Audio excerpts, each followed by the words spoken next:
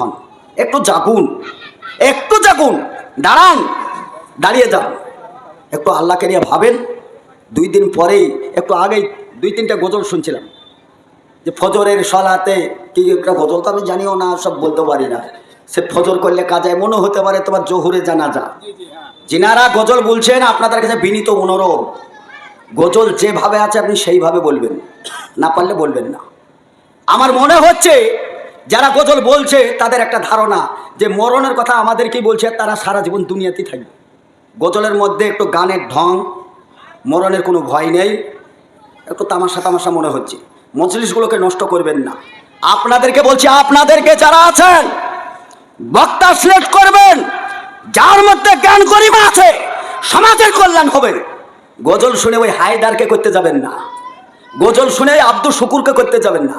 কিছুদিন আগে একটা লাল দাড়ি, তার নামটা কি গো, কি নাম, হজরত, সে সব জায়গায় প্রধান বক্তা, আর সে মাঠে কি করছিলি, হে হাঁকছিলি নাকি, এসব ভাষা, এইসব বক্তব্য কেন শোনেন? সময়ের দাম নেই, সময়ের দাম নেই। মরে দেখেন, অসুস্থ হয়ে হাসপাতালে পড়ে দেখেন সময়ের কত দাম। মুখে শরবত দিচ্ছে তখন দেখেন সময়ের কত দাম। ওই হজরতের বক্তব্য হাগা মুতা আর সালা সালি এসব গল্প শুনে আপনার কোনো লাভ নেই। গল্প তার শুনবেন, ওয়াজাক্কির ফাইন্না যিকরা তানফাউল মুমিনিন, অবশ্যই মুমিনের উপকার হবেই হবে। যারা গজল বলবেন তারা গজল যেভাবে আছে সেইভাবে বলবেন, গজলে মানুষের অন্তর কেঁপে যাবে।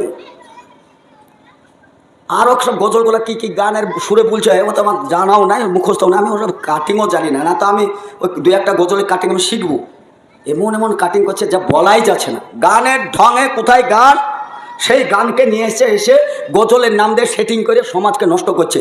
গজল বললে তার কল্লাটাকে উড়িয়ে দেন। কিসের গজল? তবে গজল বলতে ডেকেছি আমি। 8 ঘন্টা স্টাডি করেছি, 8 ঘন্টা বক্তব্য দে। 1 ঘন্টা স্টাডি করেছি, 1 ঘন্টা দে। আর গজল যদি বলতেই হয় তাহলে সেই গজল মমিনের অন্তরে যেভাবে লাগবে সেইভাবে। ও দাঁত কালাচ্ছে আর বলছে ঘুমায়ে কাটালে একটি ফজরের নাম কি ভাই, কাবির ভাইকে আমি অনুরোধ করছি গজলটা বলবেন, ওই ওর মুখস্থ আছে। এমনও তা না হয় জহুরে জানাজা, ও দাঁত কালাচ্ছে, তোমার জানাজা হবে না? লোকের তো জানাজা খুব পড়ছো, তো তোমাদের জানাজা হবে না? এই বক্তব্য দিচ্ছি বলে আবার ই করেন না, আবার শেফাউর বলেছে বলে আমি ওকে বলছি না। সোশ্যাল মিডিয়ায় দেখবেন দাঁত কালানো কত, এই গজল বলা কত, এই সমাজ নষ্ট করছে এরা। ফলে নষ্ট যখন হয়েই গেছে, আর কোনটা সারবেন? সমাজের ক্যান্সার, যেটা পারেন সারেন। কমসে কম নিজের ফ্যামিলিটাকে কন্ট্রোল করেন, আল্লাহ তাতে মঙ্গল করবে। আমি ভাই, যেহেতু প্রধান বক্তা চলেই এসছে, আমি আপনাদের কাছে 10 টাকা হলেও চাইতে পারছি না, সময় মোটাই অপচয় করছি না। তবে আমার এই ভাই আমার অনেক ছোট, ওই ফিল্ডে আসার সময় ও নিজে নিজে ভয় করছিল মানুষের সামনে কী করে কীভাবে কথা বলবো। আরে না, আপনি সঠিক কথা বলবেন, কোরআনের কথা বলবেন, হাদিসের কথা বলবেন, ওই মালিক আপনাকে ছুটি নিয়ে বাড়াবে। আপনি লোকের কাছে ভালো হওয়ার কোনো দরকার নেই, আপনি আল্লাহর কাছে ভালো হয়ে যান। মাশাআল্লাহ, এখন ওর প্রোগ্রামে এত প্রোগ্রাম, যে প্রোগ্রামটা আমারই হতো নেই, আমার কোনো দুঃখ নেই।